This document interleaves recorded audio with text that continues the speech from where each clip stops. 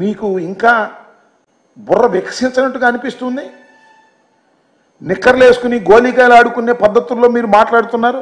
Land క్రూయిజర్లు ఉన్నాయా? చూపించాయా బాబు, నాకు తెలియకూడదు. లోకేష్ గారు, నారా లోకేష్ గారు, ఎడ్యుకేషన్ మినిస్టర్ గారు, జగన్మోహన్ రెడ్డి గారి కాన్వాయ్లో ల్యాండ్ క్రూయిజర్లు ఉన్నాయి అని మాట్లాడుతున్నాడు.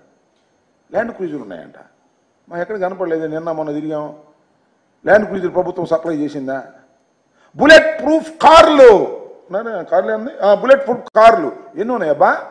బుల్లెట్ ప్రూఫ్ కార్లు అంటే బహువచనం వాడావు కదా.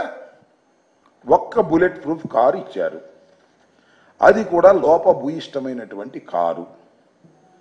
షెడ్లో ఉండి బాగు చేయకోకుండా పంపించారు. మొదటి రోజున ఆయనతో పాటు నేను కూడా ప్రయాణం చేశాను. వినుకొండ వెళ్ళేటప్పుడు ఇక్కడ ఇంటి దగ్గర ఆ బుల్లెట్ ప్రూఫ్ కారు ఎక్కాం, సఫారీ. ఖచ్చితంగా టోల్ గేట్ యువతలే అనుకుంటా, అవతల గుర్తులేదు. వెళ్ళేటప్పటికి లోపల ఏసీ సరిగా రావడం లేదు, పైన వర్షం పడతా ఉంది, అద్దాలన్నిటికీ మంచు పట్టింది, దోవ కనపడటం లేదు, కుయ్యి కుయ్యమని వెళ్తా ఉంది. వెళ్ళే పరిస్థితి లేదు. దిగి ప్రైవేటు వాహనంలో వెళ్ళవలసినటువంటి పరిస్థితి ఏర్పడింది. అక్కడ దాకా ఎందుకబ్బా?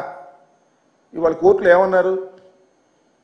మీ న్యాయవాదే, ప్రభుత్వం తరపున న్యాయవాదే, ఏమండి ఆ కారు బాగోలేదు మాట నిజమేను, స్పేర్ పార్ట్స్కి ఆర్డర్ ఇచ్చాము, అవి వచ్చేదాకా కొత్త కారు పంపిస్తాం అన్నారు.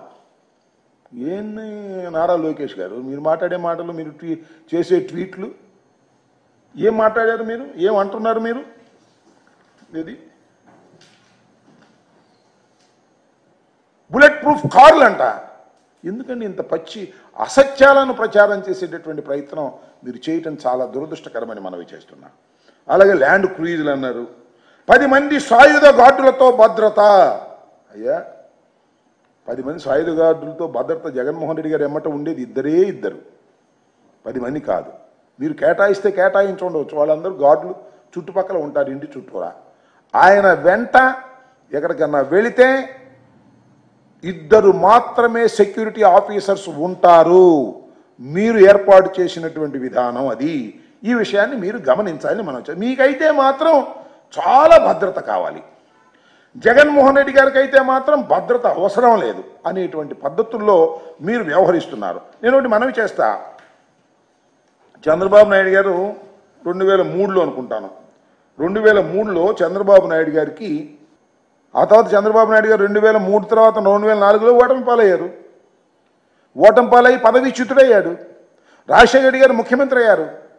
కేంద్రంలో మన యూపీఏ ప్రభుత్వం వచ్చింది, కాంగ్రెస్ ప్రభుత్వం. అయినా నోబడీ హాస్ క్వశ్చన్డ్ ఇట్.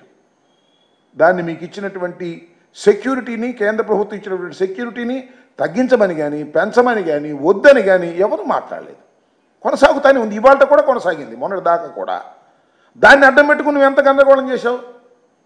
అంగేలా వెళ్ళినప్పుడు వాళ్ళని అడ్డం పెట్టుకుని రెచ్చగొట్టి పోలీసుల మీదకి దాడులు చేయించినటువంటి సందర్భం. నువ్వు మాత్రం నీకు సెక్యూరిటీ పెట్టుకున్నావు, కేంద్ర ప్రభుత్వం ఇచ్చినటువంటి సెక్యూరిటీ.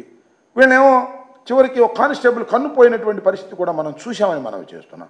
దాన్ని ఆ విధంగా మీరు ఉపయోగించుకున్నప్పటికీ కూడా ఏ రోజున కూడా మీ సెక్యూరిటీ గురించి, మీ భద్రత గురించి ఎక్కడా కూడా తగ్గించేటటువంటి ప్రయత్నం చేయకపోగా మీకు అలాంటి సౌకర్యాన్ని కల్పించినటువంటి పద్ధతి. మీరు అపోజిషన్ లీడర్గా ఉన్నప్పుడు కరగట్ట మీద ఎంతమంది సెక్యూరిటీని పెట్టారు, పోస్టులు పెట్టారు.